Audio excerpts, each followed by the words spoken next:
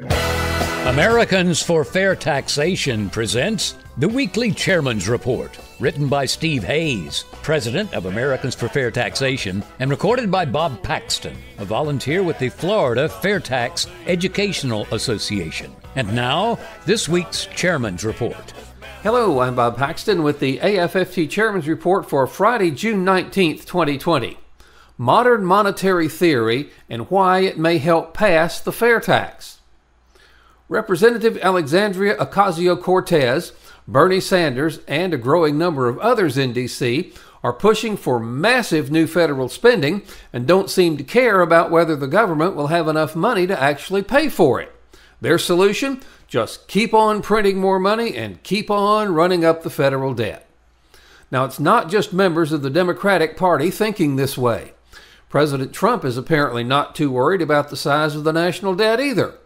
In addition to the COVID-19 assistance programs, he's promoting programs that will dramatically add to the debt each year. Now, this is a stark turnaround from 2016 when he promised that he would eliminate the $19 trillion national debt in 8 years. This year, we will likely add nearly $4 trillion more dollars to our national debt, bringing the total to over $24 trillion. Now, what is money? Well, it's paper currency, coins, or anything else that a person is willing to accept in exchange for a product or service. In the 1920s, a German worker receiving his paycheck would rush to the store because literally every hour his money was worth less, and the longer he waited to spend it, the less it would purchase. This is now true in Venezuela. Modern Monetary Theory, or MMT. It's a great name because it implies that it is modern, but it was actually being advocated in the early part of the 20th century. John Maynard Keynes relied on it as he promoted the acceptability of governments incurring a national debt. Unfortunately, the growing acceptance of modern monetary theory means that we've abandoned the principle that we must live within our means or find a way to pay for the things that the government spends money on. So just what is this MMT? Well, the current leading proponent of MMT is Professor Stephanie Kelton. Professor Kelton is currently a professor of economics at Stony Brook University and was the former chief economist for the Democrats on the U.S. Senate Budget Committee. She was also Bernie Sanders' economic advisor in 2016. On the website Fast Company, Professor Kelton's new book, The Deficit Myth, is reviewed. According to Professor Kelton, not using MMT has created problems, and she advances the following points and ideas. There's been a lot of foregone prosperity because we were trying to balance the federal budget. The U.S. government is a currency issuer and has its own sovereign currency. The government's deficit is the people's surplus. A government surplus is sucking dollars out of the economy. But a government deficit works like a blower. It blows dollars onto the balance sheet. MMT wants to take monetary control away from the Federal Reserve and let Congress determine the power, paying little notice to the deficit.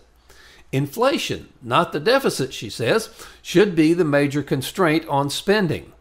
Inflation occurs during a thriving economy when people have more purchasing power, and thus there is a higher demand for goods. The increase in prices brought on by the higher demand sends the value of the currency plummeting, and this is when the federal government takes money out of the economy by increasing taxes. Now, there are a lot of people who argue that MMT must be correct. Otherwise, the huge U.S. national debt would have created rampant inflation by now.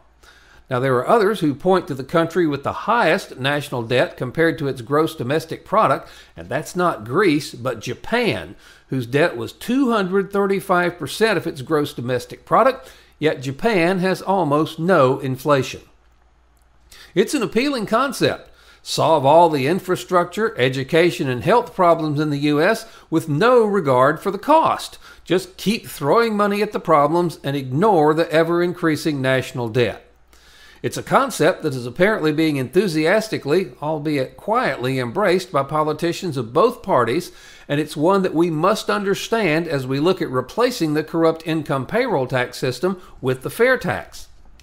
Now let's look at why MMT may help pass the FAIRtax. The ruling class and their minions in D.C. are interested in one thing only: securing benefits for themselves and making the rest of us pay for them.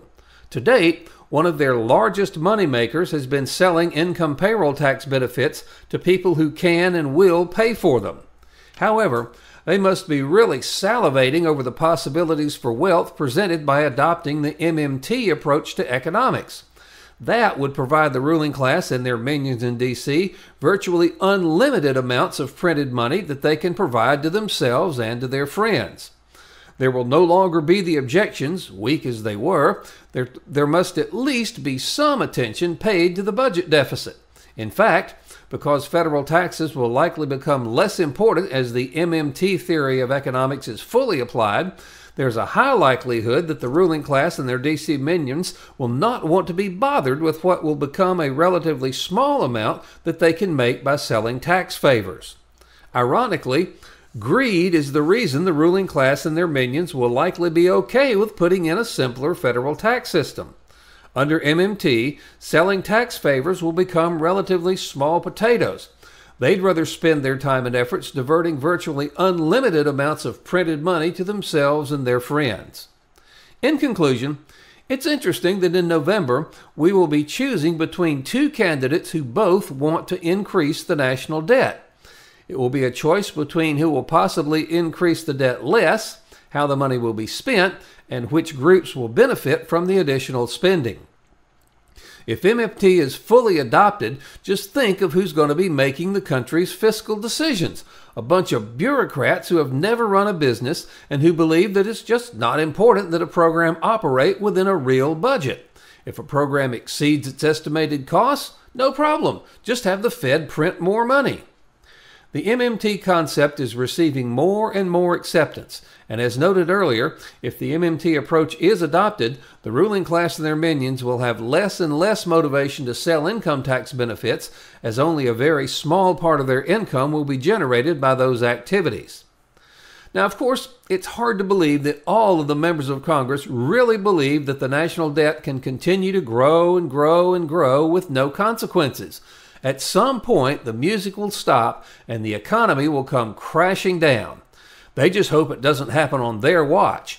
They hope they will have made their fortune by then and that somebody else will be blamed for it and have to fix the problems they created. It's certain that the smart people and the members of Congress will go on the public airways boasting about how they're helping the American people by replacing the terrible income payroll tax system with the FAIRtax. They hope that this will divert attention away from their new scheme to enrich themselves at our expense. However, it will take a dedicated effort from all of us to ensure that we get real tax reform, the FAIRtax, and not some fake reform like we got in 2017.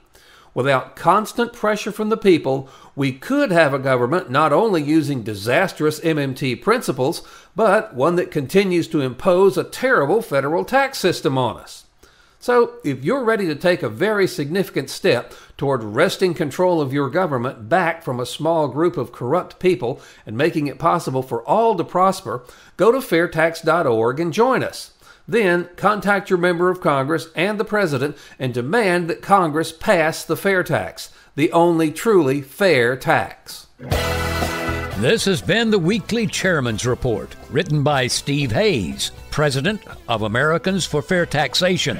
Check back every week for news and information about the fair tax and learn why the fair tax should replace our antiquated federal income tax system. If you'd like to receive a copy of the Chairman's Report in your inbox every week, sign up at FAIRtax.org.